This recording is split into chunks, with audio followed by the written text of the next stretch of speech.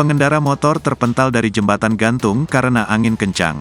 Seorang pemotor di Desa Lubuk Mumpo, Kecamatan Gunung Megang, Kabupaten Muara Enim, Sumatera Selatan mengalami kejadian tak mengenakan saat melintasi jembatan gantung yang membentang di atas Sungai Lematang. Pasalnya, ia dan sepeda motornya sampai jatuh ke sungai lantaran saat melintas, bertepatan dengan angin kencang, membuat jembatan itu bergoyang hebat hingga dirinya terpental bersama sepeda motornya. Dalam kolom komentar, si pemilik akun mengatakan kalau si pria bersama sepeda motornya berhasil dievakuasi. Alhamdulillah untuk orangnya selamat dan motor sudah diamankan ke darat. Ini adalah jalan salah satu akses tercepat untuk ke desa satunya, katanya.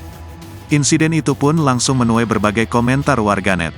Banyak di antaranya yang meminta pemerintah untuk evaluasi agar tidak terjadi insiden serupa.